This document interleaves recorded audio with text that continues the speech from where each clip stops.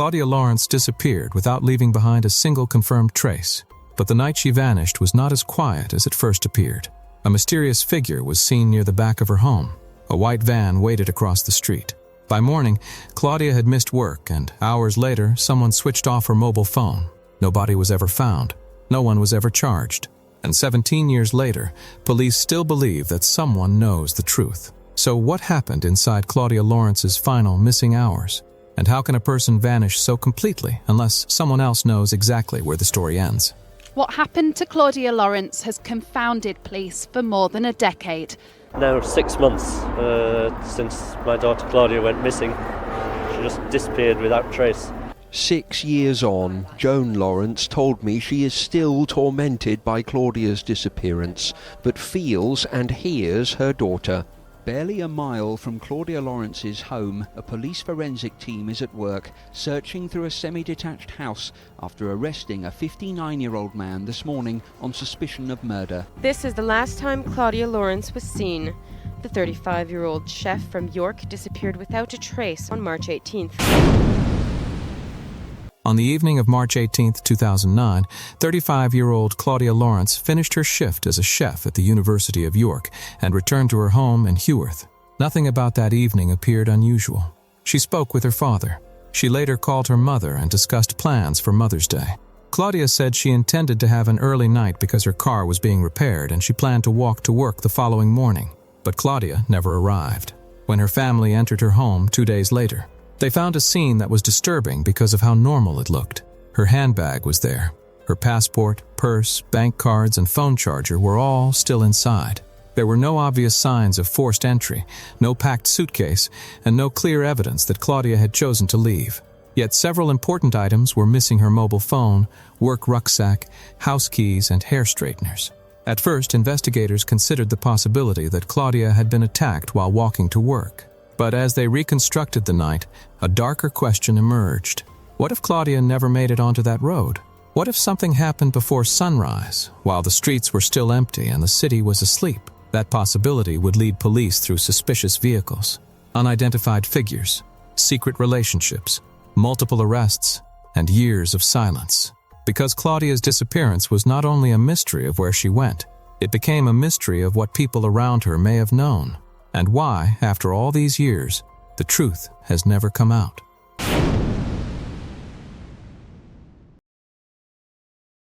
Before Claudia Lawrence became the center of one of Britain's most haunting missing person investigations, she was living a life built around routine. She was 35 years old, lived alone in a terraced house on Haworth Road in York, and worked as a chef at the University of York. Her shifts started early. Her days were structured. The people around her knew where she was expected to be and when she was expected to arrive. That predictability is what makes the night of March 18, 2009, so disturbing. Claudia finished work and returned home. Her car was being repaired, so she planned to walk to the university the next morning. It was a familiar journey, not a sudden change of plan. That evening, she spoke with her father, Peter. Later, she called her mother, Joan. They talked about Mother's Day, only days away. Claudia sounded normal. She said she intended to have an early night. There was no fear in her voice, no final message, no hint that this would be the last confirmed contact her family would ever have with her. By dawn, however, something had changed. Claudia was due to begin work at around 6 o'clock on Thursday morning. She never arrived. She did not call in sick. She did not explain the absence. For someone known to be reliable, that silence immediately felt wrong. At first, there were harmless explanations. Perhaps she had overslept. Perhaps her phone battery had died. Perhaps she had become unwell during the walk. But every passing hour weakened those possibilities. Her phone rang without an answer. No colleague reported seeing her. No confirmed witness could place her on the route to work. So, where did Claudia's morning actually begin? The answer should have been inside her home. Instead, the house created a second mystery. By Friday, March 20th, Claudia's father entered the property with a friend. There was no obvious sign that the front door had been forced. Nothing immediately suggested a violent struggle. The rooms did not look ransacked, and the house did not appear abandoned. That normality was deeply unsettling. Her handbag remained inside. So did her purse, passport, bank cards, and phone charger. There was no packed suitcase, no withdrawal of money. and no clear indication that she had chosen to leave York. Yet Claudia was gone, and several items had disappeared with her: her mobile phone, work rucksack, house keys, and hair straighteners. Taken separately, those objects could suggest that she had simply prepared for work. Together, they created a far more difficult question. Did Claudia leave home carrying them herself, or were they removed to make it look as though she had? North Yorkshire Police's official 17-year anniversary update confirms that Claudia was last seen and heard from on March 18, 2009, and was reported missing on March 20th. 5 weeks later, the investigation was formally treated as a suspected murder. Police also stated that they remain convinced the answers may come from people who know, or believe they know, what happened. But in those first hours, investigators were still facing two competing possibilities. The first was that Claudia had left home before dawn and encountered someone along the route to work. The second was more disturbing, that she had never begun the walk at all. If she was harmed outside, someone had to intercept her without creating a confirmed sighting, obvious scene, or reliable trail. If she was harmed at home, the absence of forced entry raised another possibility that she may have opened the door willingly to someone she recognized. Neither theory could be dismissed. Neither could be proved. And both placed enormous importance on a narrow stretch of time between Claudia's final phone call and the moment she was expected at work. What happened during those missing hours? Was she preparing for an ordinary morning, unaware that someone was watching or waiting? Did she receive a visitor after speaking to her mother? Or did she step outside before sunrise and disappear within minutes? The house could not answer those questions, but the streets around it were beginning to reveal details of their own. A vehicle had been noticed nearby. Unidentified figures had moved through the darkness. And as police reconstructed the area surrounding 𝐂𝐸𝐄 Road, the final ordinary evening of Claudia Lawrence began to look far less ordinary. Because somewhere between her last conversation and the start of her shift, a routine life was interrupted. And whoever knows how it happened has remained silent ever since.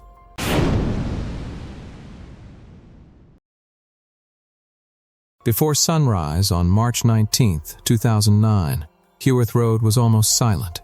Curtains were closed. Most residents were asleep. Streetlights cast pale pools across the pavement outside Claudia Lawrence's home. Somewhere during those dark hours, Claudia was expected to step through her front door and begin the familiar walk to work. No confirmed witness ever saw her do it. What the street remembered instead were vehicles, strangers, and fragments of movement, each ordinary enough to be ignored at the time, but impossible to dismiss after Claudia vanished.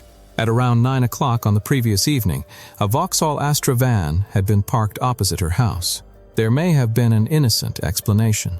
It could have belonged to a visitor, a worker, or someone with no connection to Claudia. But it appeared during the final evening on which she was known to be inside her home. Detectives needed to identify its owner and anyone who had used it. A person sitting in that van might have seen Claudia return from work. They might have noticed someone approach her door. They might have watched her leave. Yet no public explanation ever removed the van from the mystery. Hours later, another vehicle entered the timeline. At 5:42 in the morning, a light-colored hatchback, possibly a Ford Focus, was captured braking unexpectedly on 𝐂𝐸𝐄 Road. The timing was crucial. Claudia was due at the University of York at approximately 6 o'clock. Without her car, which was being repaired, she was believed to be planning to walk. A vehicle slowing on a residential street proves nothing. The driver may have been avoiding an obstacle, searching for a house, or responding to someone near the road. But there was another possibility. The car may have slowed for Claudia. The road had remembered a van and a braking car. It had also remembered unfamiliar faces. At approximately 6:45 that morning, a man was seen outside Claudia's house. He was described as being between 55 and 65 years old, with gray, mid-length hair and wearing a sandy-colored, three-quarter-length coat. By then, Claudia should already have been at work. The man may have had no connection to her disappearance. But his presence created a disturbing contrast. Someone had been seen near Claudia's home, while Claudia herself had not been seen leaving it. Another unexplained visitor had appeared days earlier. During the week before Claudia vanished, a man in his 30s was reportedly seen walking along 𝐂𝐸𝐄 Road. He was approximately 5 feet 8 inches tall, with carefully styled brown hair and a fringe. He carried a rucksack, spoke on a phone, and appeared to be searching for an address. A witness saw him approach a green door, believed to have been Claudia's. A woman opened it. She appeared surprised. Then she allowed him inside. The encounter was never publicly connected to a named individual.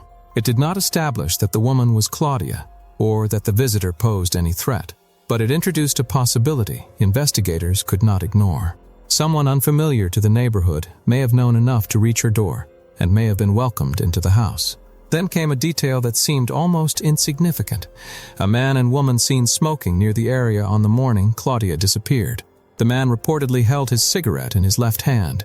That observation became more important when detectives revealed that an unidentified male DNA profile had been recovered from a cigarette butt inside Claudia's car. The car was at a garage when she vanished.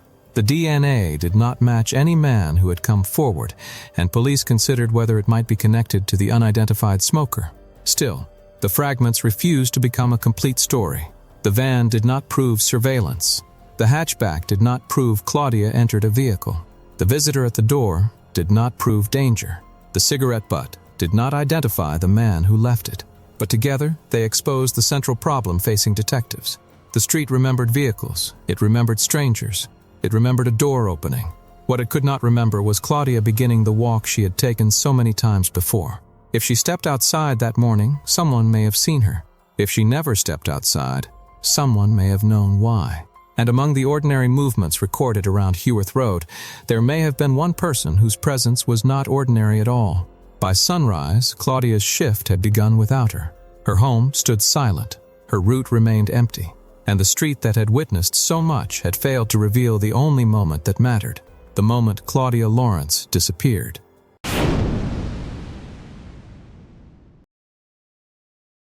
By the time the morning light reached 𝐂𝐸𝐻 Road, Claudia Lawrence should already have been at work. Her shift at the University of York began at 6 o'clock. She was known for being reliable, and failing to arrive without warning was entirely out of character.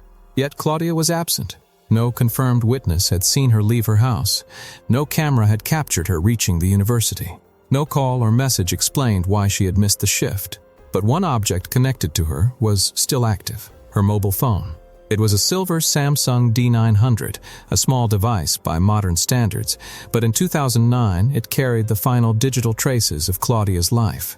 It held her contacts, it received her calls, and for several hours after she disappeared from her normal routine, it remained connected to the outside world. That detail created a second timeline. The first timeline belonged to Claudia, the final evening at home, the planned walk to work, and the shift she never reached. The second belonged to the phone. And unlike Claudia, the phone left behind one precise final moment. At approximately 12:10 in the afternoon on March 19th, it was deliberately switched off. Not disconnected by a network failure. Not simply lost to a weak signal. Switched off. Someone pressed the button that ended its connection. By then, more than 6 hours had passed since Claudia was expected at work. The city had moved into daylight. Streets had filled. Businesses had opened. Her absence had already begun to attract concern. Yet her phone had remained alive through the morning. That creates one of the most disturbing uncertainties in the case.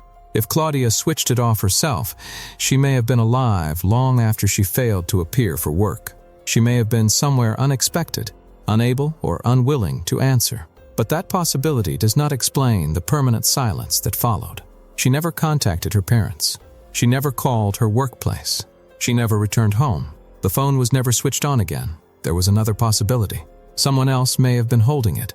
A person who understood that an active phone could attract attention. A person who decided that its connection needed to end.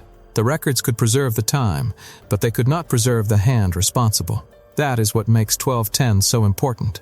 It is not simply a timestamp. It is the final known action involving an object that vanished with Claudia. Her mobile phone was never recovered. Neither was the blue and gray rucksack she used to carry her work clothing. Inside her house, other personal belongings remained behind. Her passport, purse, bank cards, and car were not taken. The missing phone, therefore, did not look like one item among everything Claudia owned. It looked like part of the disappearance itself. A person leaving voluntarily usually leaves choices behind: travel arrangements, financial activity, messages, sightings, or some later sign of a new life. Claudia left none of those. Instead, the evidence narrowed toward silence. A woman who normally communicated with friends and family stopped speaking. A phone that could still receive a signal stopped transmitting. And after 12:10 p.m., both disappeared from the record. The phone could not show where Claudia was. It could not reveal whether she had been frightened, injured, restrained, or already beyond help. It could not identify who had access to it. But it established that the mystery continued after the hour when she should have been discovered missing. For most of the morning, Claudia's world had continued without her. Her workplace waited. Calls went unanswered. The phone remained active. Then, at a specific moment, someone ended the connection. That action did not solve the case. It deepened it, because Claudia had vanished before anyone fully understood that she was gone. The phone remained behind as the final moving part of her life, carrying a signal through York while its owner could not be found. Then the signal stopped. No final message, no explanation, no return to the network, only a timestamp that investigators could preserve but never fully interpret. 12:10 p.m. The minute Claudia's last digital connection was deliberately silenced. The woman had already disappeared from sight. Now the last object capable of speaking for her had been silenced too.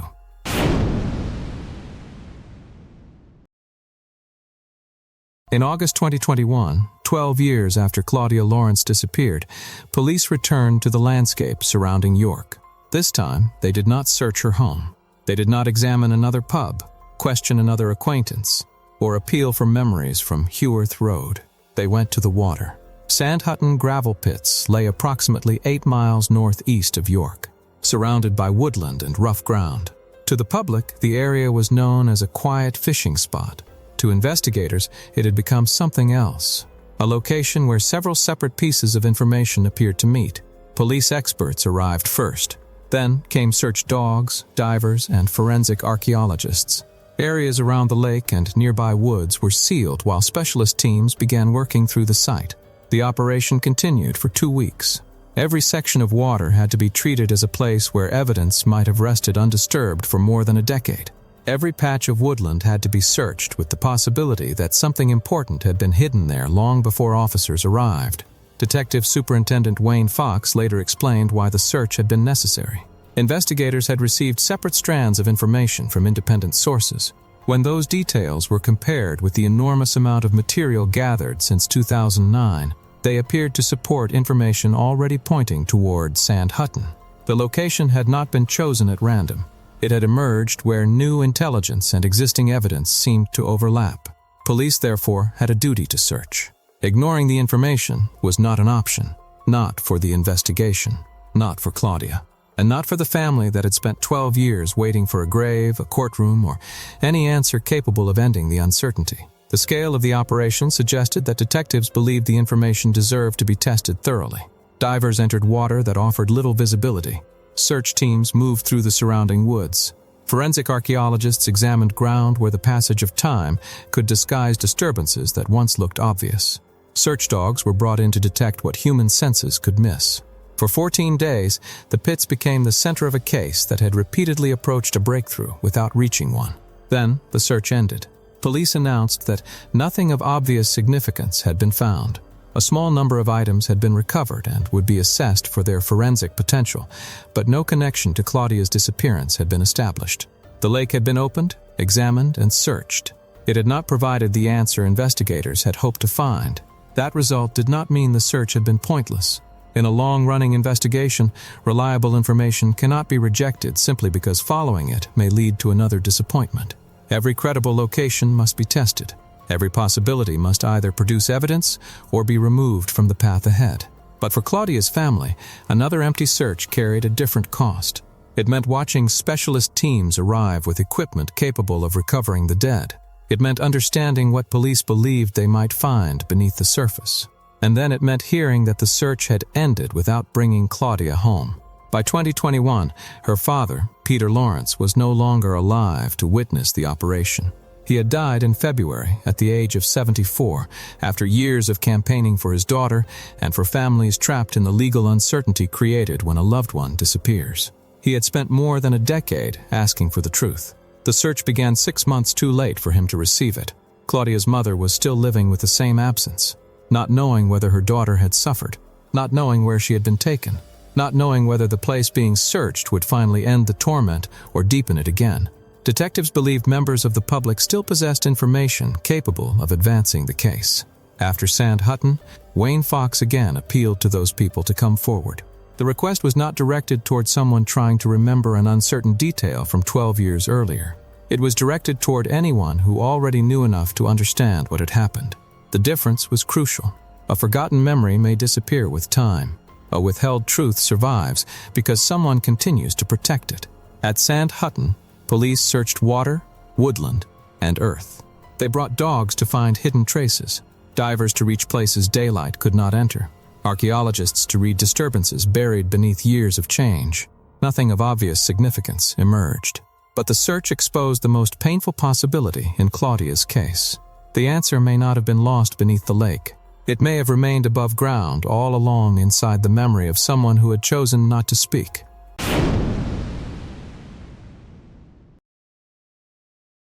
"17 years after Claudia Lawrence disappeared, North Yorkshire police returned to the date on which her known life ended, March 18th. The streets of York had changed since 2009. People had moved away. Relationships had ended. Buildings had been renovated, businesses had closed, and memories had grown less certain. But the central facts remained untouched. Claudia had last been seen and heard from on March 18, 2009. She was reported missing 2 days later. 5 weeks after that, police announced that her disappearance was being treated as a suspected murder. 17 years passed without a body, a charge, or an explanation. On March 18, 2026, Detective Superintendent John Sygrove issued another appeal. It was not built around a newly discovered object. There was no unexplained vehicle, recovered fingerprint, phone signal, or search location. This time, the focus was human. Police believed that the answers Claudia's family deserved could come from individuals who knew or believed they knew what had happened to her. That statement changed the shape of the mystery. After 17 years, investigators were not suggesting that every answer had vanished with the evidence. They were saying that knowledge may still exist. Not inside a police archive, not beneath the water at Sand Hutton, inside a person. Someone may remember a conversation that suddenly made sense after Claudia disappeared. Someone may know why a routine changed, why an account never sounded complete, or why a person behaved differently once the search began. The information may be direct. It may be partial. It may belong to someone who was not involved in Claudia's disappearance, but later realized that a detail they carried had become important. Police did not publicly identify that person. They did not accuse a specific individual. They made the appeal wide enough to reach anyone whose silence had survived longer than the investigation's most active years. Since 2017, the case has remained in what police describe as a reactive phase. That phrase can sound like an investigation slowing into inactivity, but the official position is more precise. Every new piece of information is still checked. Each detail is compared with the substantial volume of evidence gathered over the years. And when information creates a meaningful line of inquiry, detectives say they will pursue it decisively. The case is therefore not closed. It is waiting for something strong enough to move it forward. That could be forensic evidence. It could be a recovered object. But after 17 years, police placed their greatest emphasis on a person choosing to speak. Time can damage an investigation. Witnesses forget exact dates. Small details lose their sharpness. People who once shared homes, friendships, or private conversations drift apart. But time can also change the reasons someone remains silent. Fear can weaken. Loyalty can disappear. A relationship once considered worth protecting can become distant. A person who could not speak in 2009 may no longer feel bound by the same pressure in 2026. That possibility was at the heart of the police appeal. It is never too late to do the right thing. The words were simple because the remaining obstacle may also have been simple. Someone had not yet spoken. For Claudia's family, 17 years could not be measured only in police operations and anniversary statements.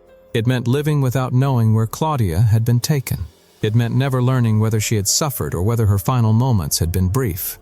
It meant watching every search begin with possibility and end without bringing her home. Her father, Peter Lawrence, had spent years campaigning for answers. He died in 2021 without receiving them.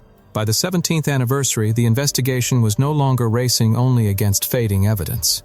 It was racing against the lives of the people still waiting. That made the 2026 appeal more than another public statement. It was a reminder that justice could still be delayed by one unfinished conversation.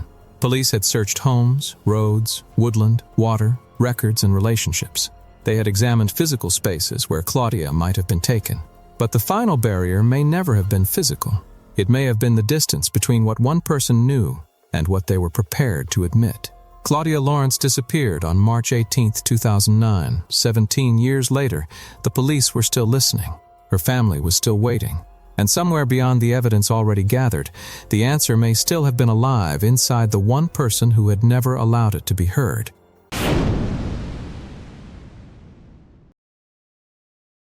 Claudia Lawrence disappeared from York in March 2009. No confirmed witness saw her leave for work. Her phone was later switched off. Searches covered homes, roads, woodland, water, and gravel pits. People were arrested, evidence was reviewed, and appeals were repeated. But Claudia was never found. What began as a missing person investigation became a suspected murder inquiry, leaving her family to live through years of uncertainty. Her father, Peter Lawrence, spent the rest of his life searching for answers. He died without receiving them. This remains a deeply complex case, involving years of searches, witness accounts, forensic reviews, and unresolved evidence. Every verified source used for this documentary has been included in the description for anyone who wishes to examine the investigation in greater detail. Claudia was not simply the center of a mystery. She was a daughter, a friend, a colleague, and a woman whose life should have continued beyond March 2009. Police still believe that someone may hold information capable of changing the case. It may be a complete account. It may be only one detail. But in an investigation built around missing moments, one detail could be enough. The streets of York have moved on. The searches have ended. The phone signal is gone. But the final silence has never become an answer. Until the truth is spoken, the investigation remains unfinished. And Claudia Lawrence remains missing.